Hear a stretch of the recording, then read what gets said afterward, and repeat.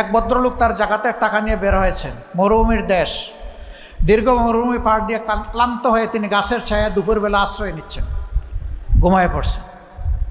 সেখানে তখন কেউ ছিল না, উটটি রশি দিয়ে শক্ত করে গাছের সাথে বেঁধে তিনি ঘুমায় পড়ছেন। মাথার নিচে জাকাতের টাকার পুটলা। ঘুম থেকে উঠে দেখেন তার পাশে আরেকজন ঘুমাচ্ছে। সেই লোকটা ধূসর ময়লা কাপড় নিয়ে ঘুমাচ্ছে, হালকা একটা বালিশে মাথা রেখে। তার অন্তর খুশিতে উজ্জ্বল হয়ে উঠল, ফুলে উঠল যে এতক্ষণে ঠিকানা পেয়ে গেছি, এখন ভার মুক্ত হতে পারবো। নিশ্চয়ই এই লোকটা অভাবী, তার চেহারা দেখে মনে হচ্ছে জাকাতের টাকা তাকে দিয়ে আমি মুক্তি পেয়ে যাব। তিনি বসে বসে অপেক্ষা করছেন। লোকটার যখন ঘুম ভাঙল, সালাম দিলেন। সে লোক বলল, আপনি? বললেন যে আমি আপনার মতোই আল্লাহর এক বান্দা।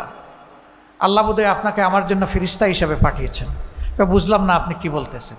কয়, ভাই আমি কিছু জাকাতের অর্থ নিয়ে কয়েকদিন ধরে ঘুরছি, কিন্তু কোনো ঠিকানা খুঁজে পাচ্ছি না, কারে দিব, কে নিবে, যারে বলি হেই নেয় না। এখন আপনাকে দেখে মনে হয়েছে আপনার হয়তো বা কিছু প্রয়োজন আছে, আল্লাহ এইভাবে আপনাকে দিয়ে আমাকে সাহায্য করছেন, আমাকে মুক্ত করবেন।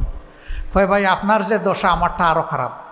আমি তো 15 দিন ধরে ঘুরতেছি, এই জন্য আমার চেহারার এই অবস্থা, আমার পুটলায়ও জাকাতের টাকা।